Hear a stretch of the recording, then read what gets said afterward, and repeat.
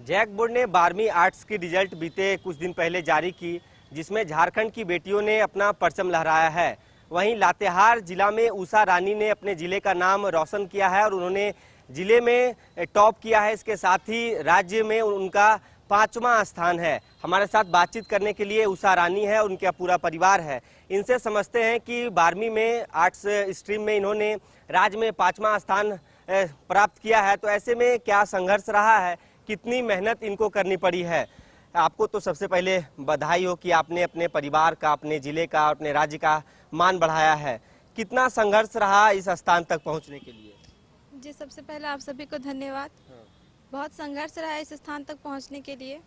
मैंने सबसे पहले सुबह उठकर मैं 3 से 5 बजे तक पढ़ाई करती थी, सेल्फ स्टडी। फिर 6 से 8 मेरा कोचिंग का टाइम होता था और 3 बजे से 9 बजे तक मेरा स्कूल का टाइम होता था। उसके बाद मैं सिर्फ सेल्फ स्टडी पर फोकस करती थी।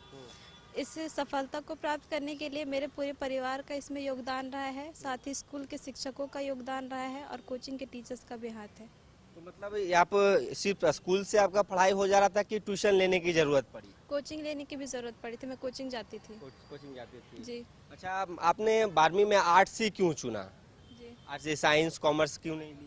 क्योंकि मैट्रिक के बाद मुझे ऐसा लगा कि चूंकि मुझे सिविल सेवक बनना है और यूपीएससी का एग्ज़ाम देके एक आईएएस अधिकारी के रूप में आना है, तो आर्ट्स स्ट्रीम मेरे लिए ज़्यादा बेहतर साबित होगा। इस वजह से मैंने आर्ट्स चुना। आप आईएएस बनना चाहती हैं? जी हाँ।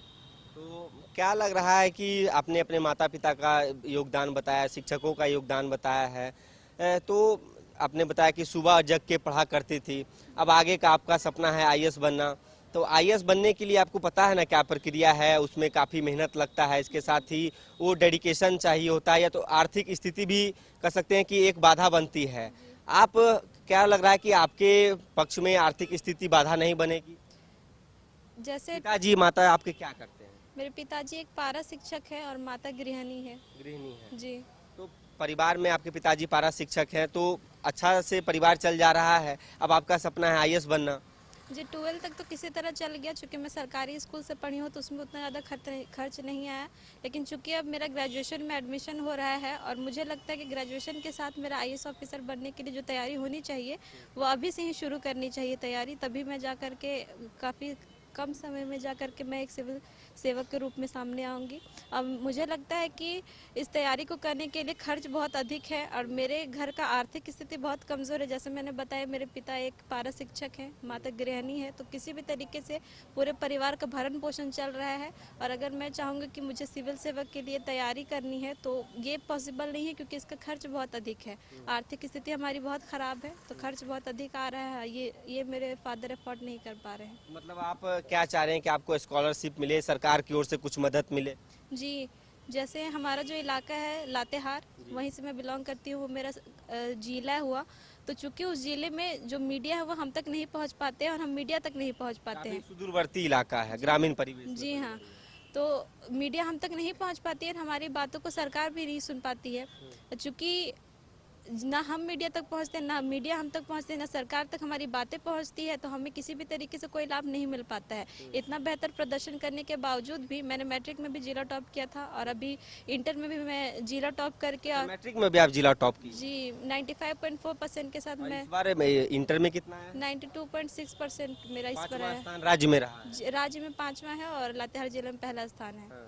जी। उसके बावजूद भी आपको कुछ आर्थिक मदद नहीं मिली है जी हाँ। सरकार से? जी, मुझे किसी भी तरीके से कोई भी मदद नहीं मिली है, लेकिन अब मुझे लगता है कि मुझे मदद की ज़रूरत है, मुझे पढ़ना है।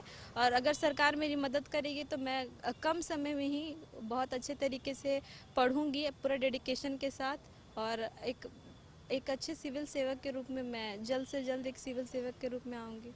मतलब सिविल सर्विसेज में जाना चाहती हैं, देश सेवा करना चाह रही हैं, अधिकारी बने, अपना या तो जिले का नाम और झारखंड का नाम रोशन करना चाहती जी हाँ, क्योंकि हमारा इलाका बहुत पिछड़ा क्षेत्र है, वहाँ से सिविल सेवक बहुत कम निकलते हैं। लोग तो सपना भी नहीं देख पाते हैं कि किसी को सिविल सेवा में जाना है।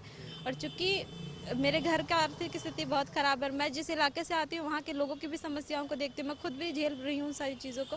तो मुझे लगता है अगर मैं सिविल सेवक के रूप में आऊँगी तो मैं लोगों की समस्याओं को ज़्यादा बेहतर तरीके से समझ पाऊँगी और अच्छे से काम कर पाऊँगी और देश सेवा में अपना योगदान दे पाऊँगी।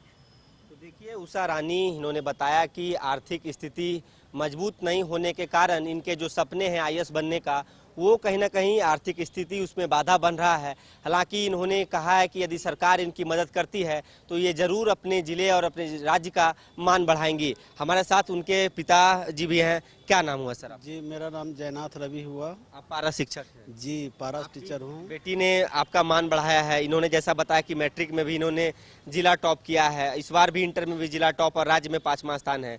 कितना गौरव महसूस हो रहा है अपनी बेटी पे? जी, बहुत गौरव महसूस हो रहा है। काफ़ी मुझे खुशी है कि बेटी मेरी मैट्रिक में भी जिला टॉपर की और इंटर में भी जिला टॉपर की और राज्य में 5वां स्थान प्राप्त किए है।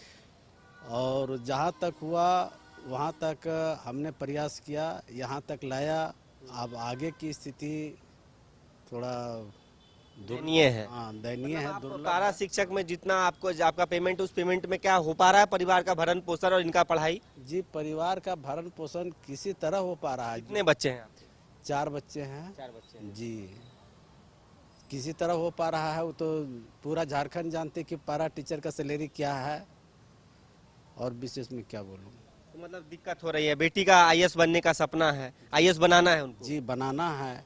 इसका ये जो सोच है कि हम इतना अच्छा लाए हैं तो आगे करेंगे, ये देश सेवा करेंगे, राज्य सेवा करेंगे, समाज सेवा करेंगे, ये बोल रही है। तो मुझे भी उस बात को माननी पड़ रही है। चलिए, तो बड़ी अच्छी बात इन्होंने कही है। आप कौन हुए इनके? भाई हैं सर।